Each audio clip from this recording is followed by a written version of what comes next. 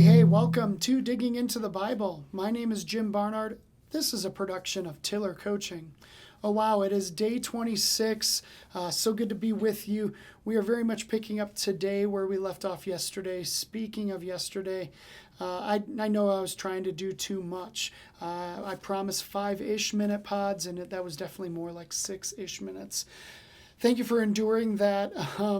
As far as yesterday goes, we were in the what of practicing this game of making disciples, and it's such a good game.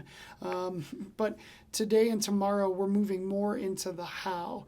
Specifically today, it is the how of overcoming and enduring persecution, which I know doesn't sound like a lot of fun. It ties in perfectly with yesterday, though, where we hear about this fear of rejection and how we can just shake it off. Tay is encouraging us to do that, but she doesn't have that copyrighted. That's very much coming from her predecessors, Outcast. Shake it, shake it like a Polaroid picture. I promise at some point I am going to finish karaoke hour, but thanks for being here for it. Jesus is addressing and helping us overcome these objections that we have, whether it's rejection or persecution, these things that we don't want to be a part of or endure, encounter. Jesus is saying, it's going to be okay. It might hurt, but you can keep it moving. With that as the backdrop, let's go ahead and dig into Matthew chapter 10, starting at verse 16. Behold, I am sending you out as sheep in the midst of wolves, so be wise as serpent and innocent as doves. Beware of men, for they will deliver you over to courts and flog you in their synagogues, and you will be dragged before governors and kings for my sake, to bear witness before them and the Gentiles.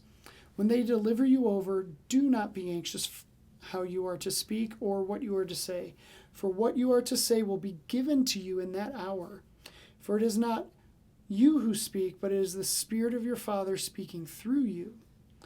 Brother will deliver brother over to death, and the father his child, and children will rise up against parents and have them put to death, and you will be hated by all for my name's sake.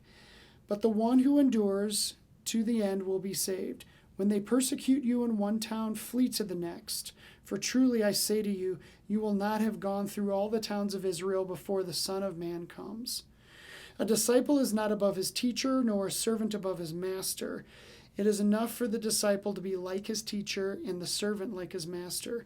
If they have called the master of the house Beelzebul, how much more will they malign those of his household?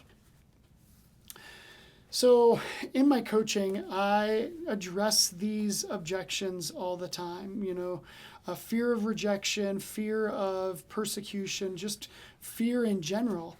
It's hard to sometimes know how to coach in this matter, because it's just like something magical kind of happens. I'll share with these guys, there are so many times that I'm sitting with someone, whether it's hearing their hurts or, hearing their, issues with faith or whatever, and they're going on, and suddenly I'm like, oh my gosh, they're almost done speaking, like maybe 30 more seconds, and I'm going to have to respond with something. They're going to stop talking, and they're going to start listening, and what am I going to say? I've got nothing helpful. I've got nothing wise. And I'll just kind of pause for a moment and just ask God, what would be good here? I need you to supply something. And more often than not, when they stop talking, I just open my mouth and something comes out. And I really believe God is starting to speak through me.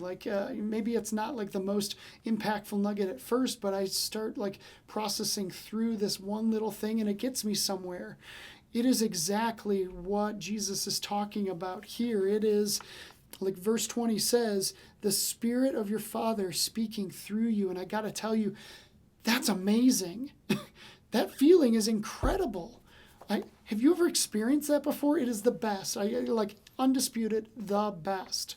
Now, I know what we're talking about in persecution and rejection. That is the exact opposite of amazing or the best. We want to avoid that at all costs. But man, I just want to suggest that maybe it's worth the risk, because that chance of experiencing that amazing, I think, is so worth the risk of what is not amazing, because you just don't know until you experience it. I hope you have. If you haven't, maybe take the chance.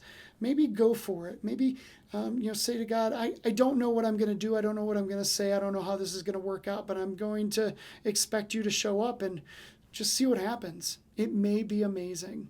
All right, I went a little over time, not as bad as yesterday, but tomorrow we continue on in Matthew 10.